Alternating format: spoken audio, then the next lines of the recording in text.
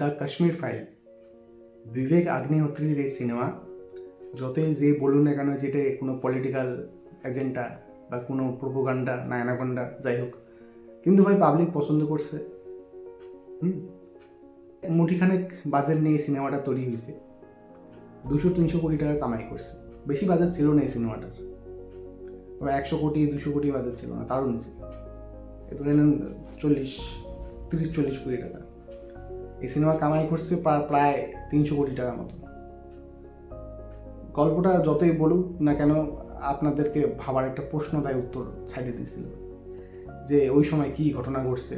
বিবেক আগ্নেহোত্রী এই সিনেমাটা ক্রিয়েট করার পর রাতোরাত পুরো বলিউডে এই লিস্ট ডাইরেক্টর হয়েছে। যতই হোক না কেন কন্টেন্টের দম ছিল, না হলে পাবলিক কিন্তু পছন্দ করতো না। পাবলিক পছন্দ করছে এই সিনেমা, যতই প্রোপাগান্ডা হোক না কেন। ডিস্ট্রিবিউটাররা মুখের মধ্যে হাসি আনছে, প্রডিউসাররা মোটামুটি মালকুড়ি কামাইছে। অনেক হল মালিকও এই সিনেমা রিলিজ করার পর মোটামুটি কামাই করছে। যতই বলুক না কেন প্রোপাগান্ডা কামাই কিন্তু হয়েছে। ঠিক এরকমই একটা সিনেমা রিলিজ হয়েছে যার নাম হচ্ছে সাবরমতী রিপোর্ট। কামাই তুফানদার, মারাত্মক কামাই করবে আমার যতটুকু সম্ভব। খুবই কম বাজারে তৈরি এই সিনেমাটা, কিন্তু মোটামুটি ভালোই টাকা কামাই করবে দ্য সাবরমতী রিপোর্ট। কামাই কথাটা পরে যাক, এবার চলে আসি। এখন এই ধরনের সিনেমাগুলো হচ্ছে কেন জানেন তো? কারণ এই সিনেমাগুলো এখন হচ্ছে এই কারণে, কারণ মানুষ এখন জাগ্রত হয়ে গেছে, জায়গায় গেছে। আগে কিন্তু সেরকম কিছু এরকম ছিল না। একটা টিভি ছিল, নিউজ রিপোর্টাররা ক্যামেরাম্যান তুলতো, সেটা আমাদের দেখাইতো। এখনকার বিষয়টা হলো আমরা এখন সার্চ করি, ইউটিউবে যাই, ইউটিউবে দেখি, আমরা ফেসবুকে লাইভ দেখি, কোনো জিনিস হচ্ছে সেটা লাইভ করে সেটা আপলোড করে দিই। টিভির থেকে এখন মোবাইলে বেশি চলাচল করতেছে নিউজ, আমরা জানতে পারছি রিয়েলিটিটা কী। দ্য সাবরমতী রিপোর্ট, এই যে সিনেমাটা বাইর হয়েছে, এটা সত্যিকারের ঘটনা নিয়ে সিনেমা।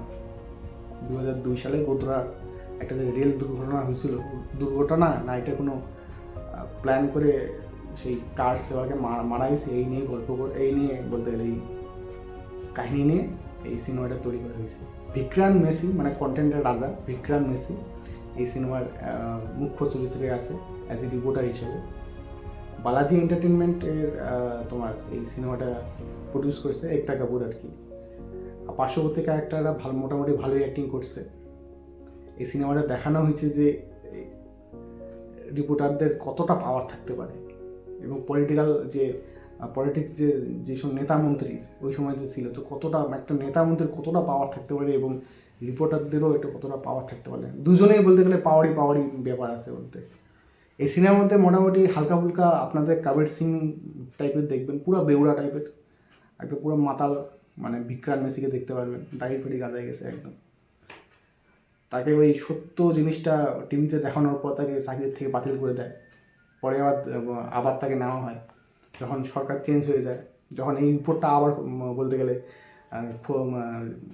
সার্চ করে যে এটা ঘটনাটা অরিজিনালি হয়েছে না হয়নি, এটা আরেকবার সার্চ করেন, আরেকবার চেক করেন, আবার সেই বিক্রান্ত মেসি রিপোর্টার লাইনে চলে যায়।